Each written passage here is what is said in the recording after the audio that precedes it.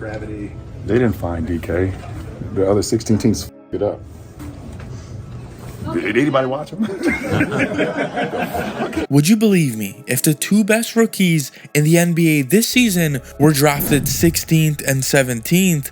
Well, if it was before the draft, you wouldn't believe me. And well, now Dalton Knecht is proving why he is one of the best, if not the best rookie in the NBA right now. And well, in today's video, we're going to be breaking down Dalton Knecht's game and how he went for this 37 points. And there's also a man on this roster that's doing things I have never seen before. Thank you to BetUS for sponsoring today's video, and you may be asking, why is LeBron James so hyped that Dalton Knecht got picked? Well, believe it or not, the reason he's so happy is that he's gonna have to do less on the court. And well, Bron can just bring it up, drive it into the paint, and use his on-ball gravity to attract defenders, and just easily kick it to Dalton Knecht for a corner three-pointer. This is why the league values players like Klay Thompson. They don't really have to do too much, they don't ask for a lot in the offense, and all they need is a wide open shot.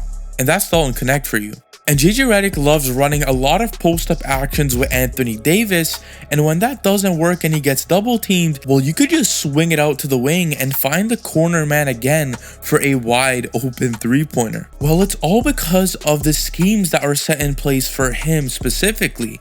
And while over here, Dalton Knecht is wrapping inside of the paint, and he sees that he's going to get an off-ball screen, and all he has to do is wrap around the Cam Reddish off-ball screen, and the amount of lift he gets on the shot makes it virtually impossible to contest and block the shot. And well, he just splashes the three, and that jump he gets on his shot sort of reminds me of MPJ mixed with Klay Thompson, and that's just a recipe for success. But what was a recipe for disaster was when the Utah Jazz were running a 2-3 zone in hopes of stopping the Lakers offense. And when you have a guy like Dalton Knecht, you can kill the zone. You have something called the Ghostbusters that gets rid of the ghosts. And now you have a player like Dalton Knecht who is the zone buster. He breaks these zones. And while JJ Redick talks about it, he was phenomenal tonight. I thought they tried to run that zone and kind of shot them out of it. And while Dalton Knecht made this zone look absolutely foolish over here, and it all starts with D'Angelo Russell. He is doing some action with Koloko, and D'Lo purposely dribbles forward a little bit more to attract Knecht's defender, and that gives him more than enough room to lift up and lace the three. And if it ain't broke, just don't fix it, because D'Angelo Russell runs another action with Christian Koloko, and well, that doesn't work. So he gives it to Knecht, and Knecht doesn't like the shot, so what does he do?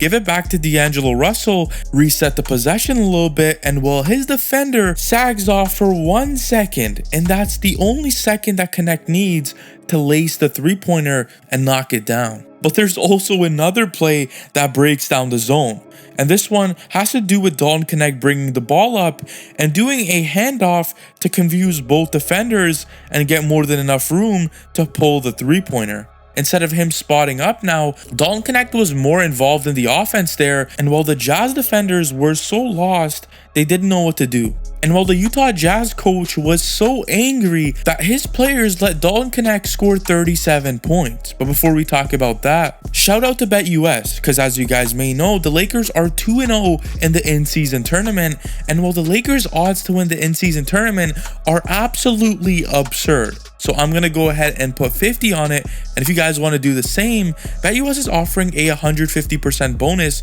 on your first 3 deposits up to $2,000 with code YouTube150. But now back to the topic at hand, because the Utah Jazz coach was so furious that Dalton Knecht scored 37 points, and he had this to say about his players. It seemed like everybody in the gym knew that Dalton Knecht was going to shoot the next shot, with the exception of a few people. The problem was that those few people were on our team.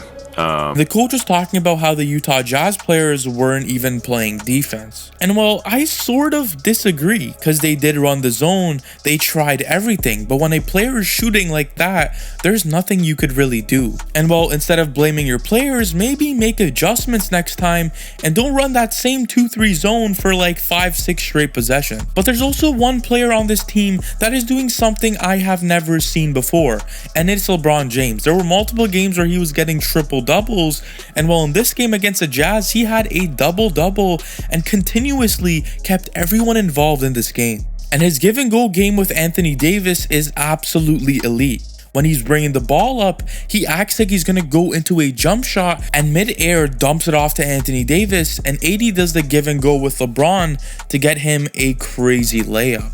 JJ Redick also likes using LeBron James as a Nikola Jokic. And well, what do I mean by that? He gives LeBron the ball in the post and lets his on-ball gravity do the work. He just dribbles the ball, and right when he gets a double team, he'll pass it to Austin Reeves, and well, Reeves does the rest of the work and finishes for the easy layup. The reason why Dalton, Knecht, Austin Reeves, and all of them are playing better is because of LeBron James. You could run plays solely for LeBron, and it's going to cause multiple double teams and wide open shots for people like Knecht, Rui, D'Lo, anyone you could think of really. But when LeBron is shooting that three-point shot, you just have to pray because there's nothing you could do to guard it, and let me show you why. AD has the ball at the top of the key and does his signature handoff for LeBron and seals off the defenders for the wide open LeBron James 3. Well, there's nothing much you could do about that play, but when you run that same play again, you expect LeBron to shoot the ball, and that's why the defender is trying to go over the screen, and that unlocks the easy lob for Anthony Davis because there's nobody in the paint anymore. LeBron also said multiple times on the podcast with JJ Redick that if he sees that a play works, he will run it back 10 times in a row if he has to. And well, that's why in every single video that I make, I say if it ain't broke, don't fix it. D'Angelo Russell has gotten a lot of hate recently, and well, LeBron got pretty annoyed at him when he didn't grab a rebound on one play, and this was a couple games ago. And well, now D'Angelo Russell didn't have the best offensive game, but he was playing phenomenally on the playmaking and defending side of things. And well, JJ Redick talked about that 2-3 zone I was talking about, and he said that D'Angelo Russell was also the main reason why this zone breaking worked. But that was all D'Lo. Like we had talked, during the free throw, hey, just get to this, and DK is going to be open. D'Lo hit him 2 or 3 times in a row. I don't know what his stats are offensively, but D'Lo was great tonight. Like orchestrating defensively, his activity. I'm hyped to see what the Lakers can do, and well, JJ Redick said that a win streak is only if you get more than 5 wins in a row.